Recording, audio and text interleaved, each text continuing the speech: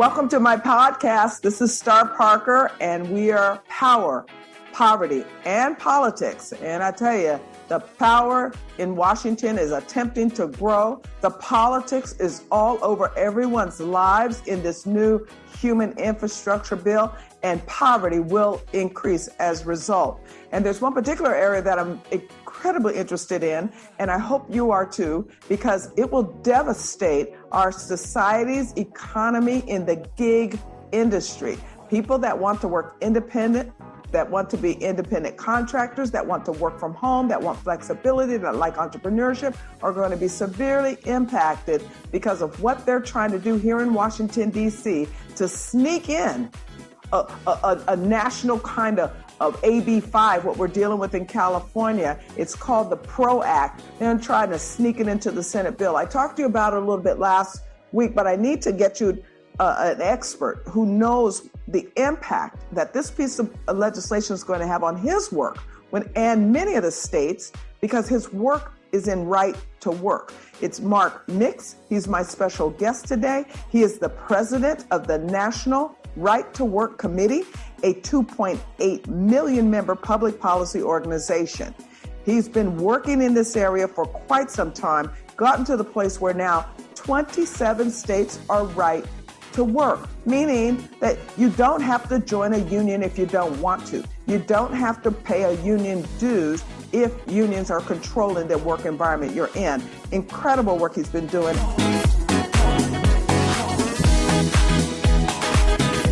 Mark, I just really appreciate that you would squeeze in to take time to be with me, because I just asked you yesterday, could you join me on my podcast? Thank you.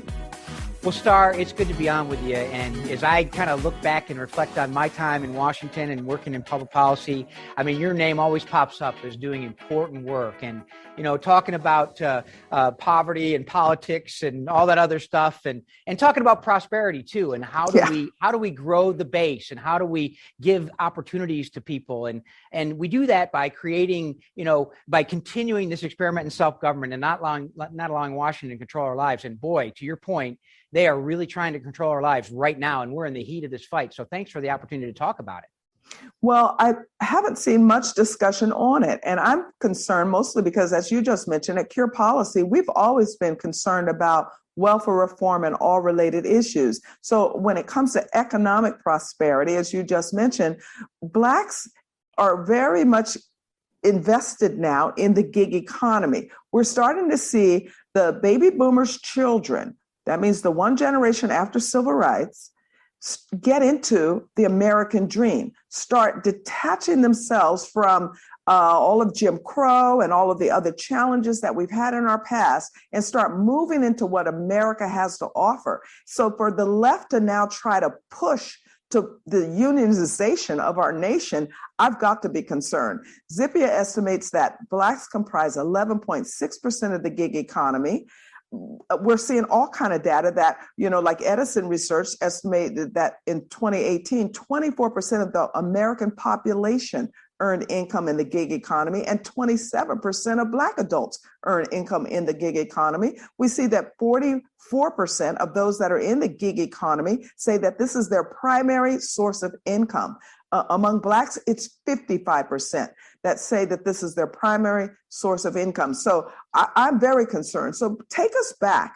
Give us, those that are not familiar with what gig means, what right to work means, what the Supreme Court did to have to allow for people to have the right to work, go all the way back to the beginning, and then bring us forward to what's going to happen if any element of this PRO Act is put into this reconciliation opportunity and signed into law. Yeah, Star. Well, it's a really interesting history. It's not that complicated, frankly. I mean, what we're talking about here is individual rights, individual freedom, individual choice when it comes to your economic well-being. And the bottom line is real simple. I mean, right to work, to your point, we believe that every worker should have the right to join a union, but no one should be compelled to associate or to pay dues or fees in order to keep a job in America. And so that particular philosophy is an anathema to union officials, because their business is union dues. And what we've seen over the course from the 1930s all the way to today is that union officials, and I'm not talking about rank and file workers here, Star, because you, like, is more than anybody, know the difference between the radical union officials and those people they claim to represent that basically have different ideas and different philosophies and different, partisan decisions than most of the union officials in this country today. But they've been granted this power, going back to the Roosevelt administration, to basically force you into an association. Once a union is voted into a workplace, every individual has to give up their right to speak for themselves. And you have this monopoly bargaining agent, which is a union official that basically is the single voice in a workplace. The employer can only talk to the union official. He can't go out onto the floor and talk to individual employees and reward individual employees for good work or good behavior or doing great things for the company, because everything is regulated and ruled by a union contract where the union official is the sole voice. In fact, if an employer tries to reward an employee who does particularly good work, that is adjudicated as an unfair labor practice, and an employer can be punished for trying to help out an individual employee. So this idea of collectivism is totally ingrained in the union movement.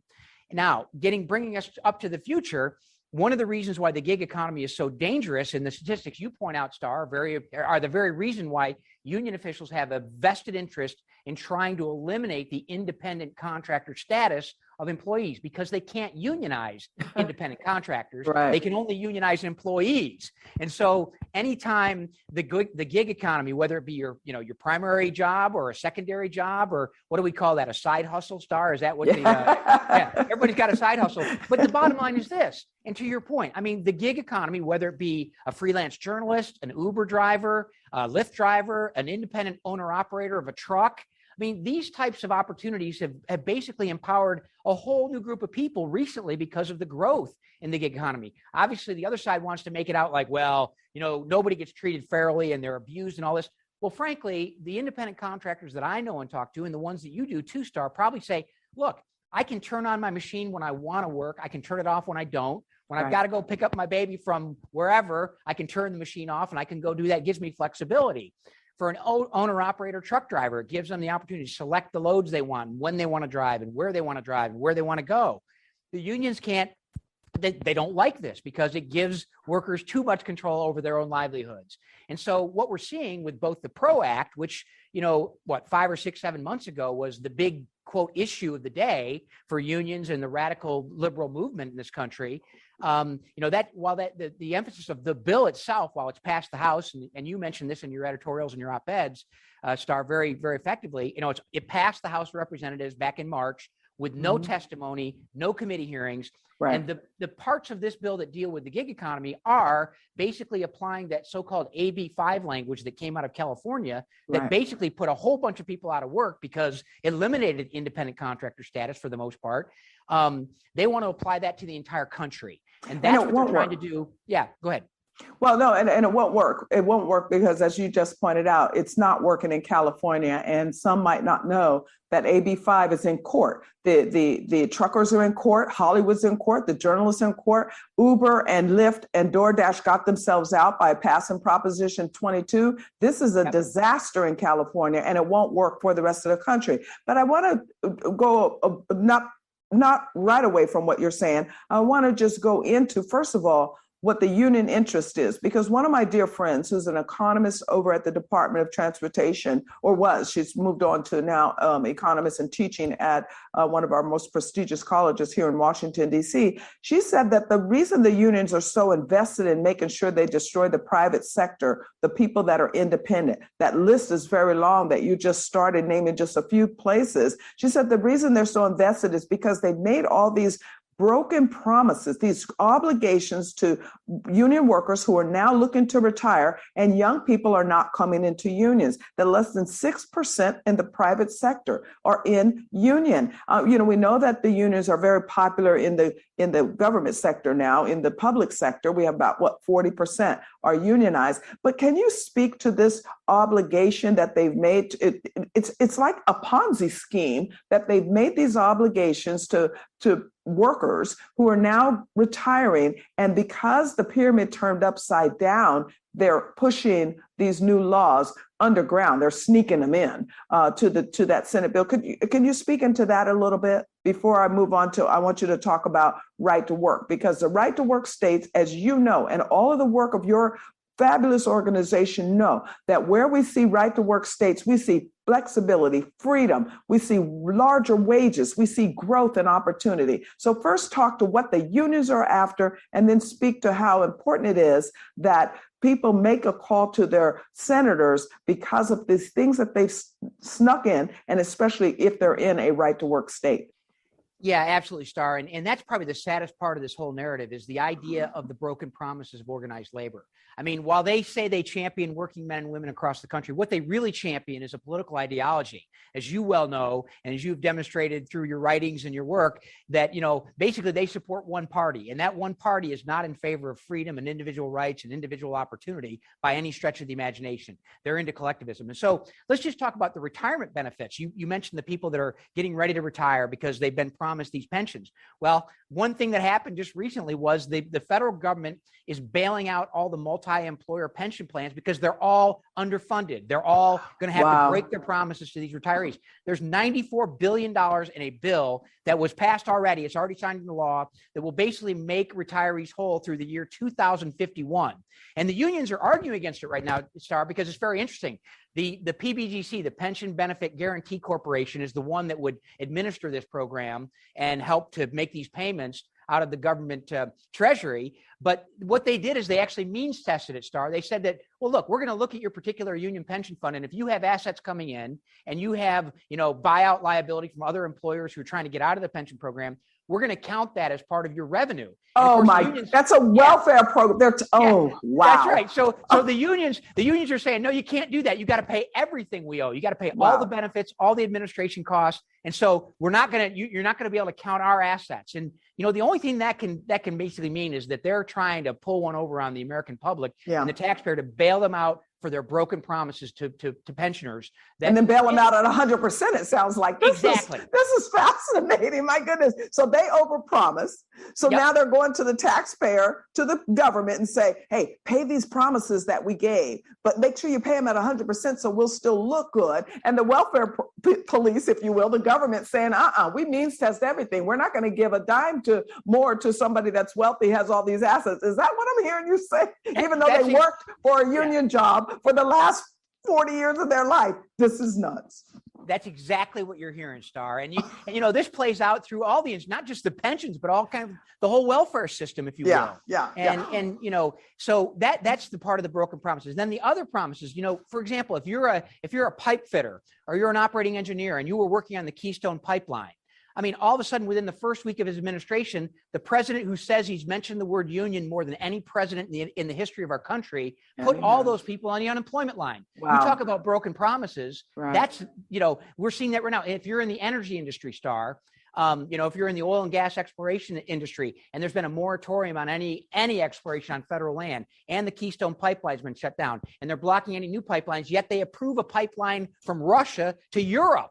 I mean, it's almost like they're trying to destroy the American economy and destroy opportunities for Americans. And that, we know they are. We know that their journey is toward socialism. The capitalistic system works to build middle class. And we know that it feeds into individualism, opportunity, and freedom. So we know that the left has never wanted that. They can rename themselves progressives if they want to, but they've never wanted people to govern their own lives and self-govern. And in fact, they're so insidious, they don't believe that people have the ability to self-govern. And so bringing back to the topic of the gig economy, this is why I think they're so driven to run folks out of these smaller businesses, because these are the very folks that they keep insisting cannot mainstream, cannot self-govern, and therefore they can't grow a business, so they need a nanny state and or a big boss. What we're seeing in these red states, where you have been working over the last how many years now to get them right to work, and then the Supreme Court has to weigh in, we're seeing opportunity and growth. As we see the diminishing of unions, we're seeing people with larger bank accounts, larger 401ks, and it doesn't matter what their ethnicity is. So I want to make sure that we get to what the differences in a right to work state and a state that's basically controlled by unions, so that we can compel our audience right now to call their senators. This is in the talk of what's going to happen in this reconciliation bill, but it's not in the talk of what's happening in public. They're distracting us on issues of child care and health care and all these other things. And they snuck this language in that will devastate all types of people in all types of just free entrepreneurial type of endeavors. So speak to that before I run up against the clock here, Mark. And I want people to then go to Right to Work and see your work. So make sure you mention also your website.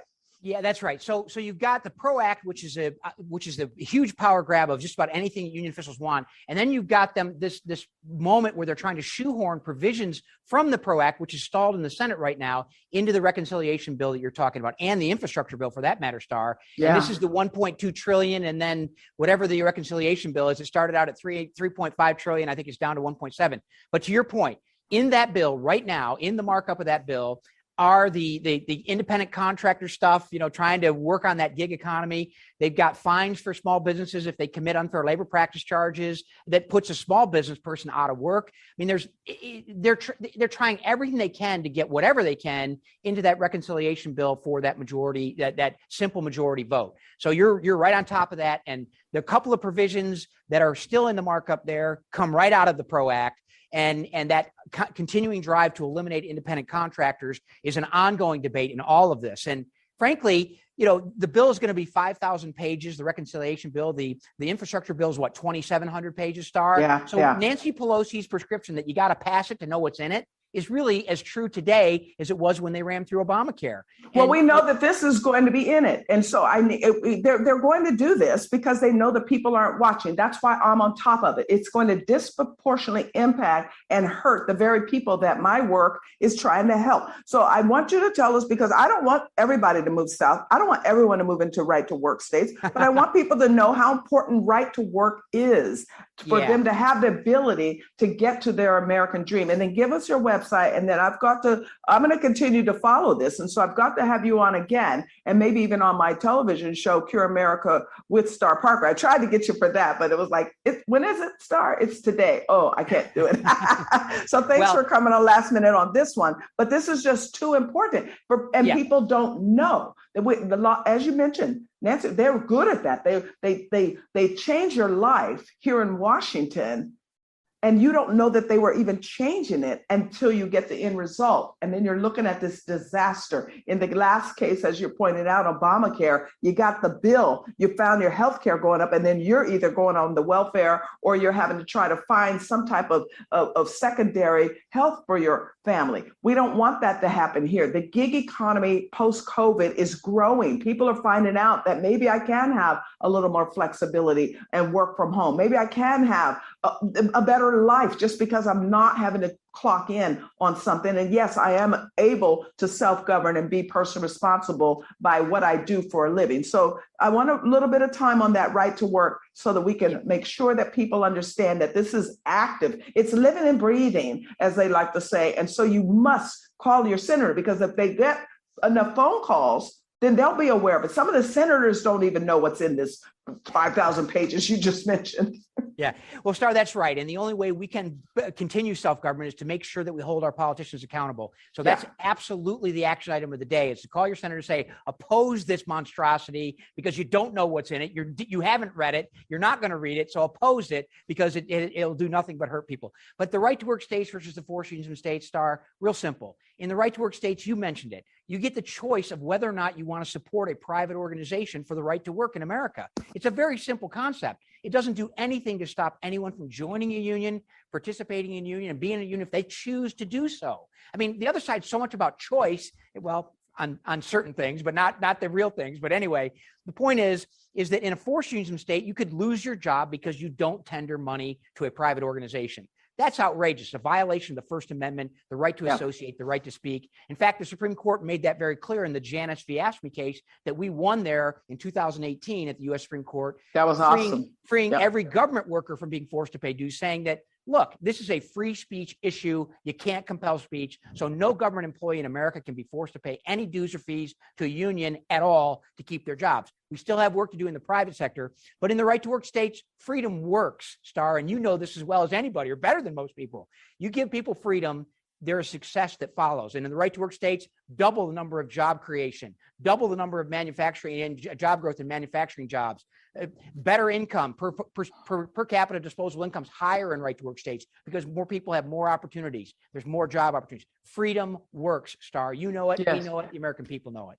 They do. They do. And sometimes it can slip away right off from under them because they didn't know. So thank you for sharing with us so that they will know. Give us your website real quickly. Yeah. Star, nrtw.org, nrtw.org. Okay, very cool. Those of you that like Mark Mix, go over there, see their work, help them, but help yourself by calling your senator. Thank you so much for joining me this week on my podcast, Power, Poverty, and Politics. We have work to do, so I'll be back with you next week.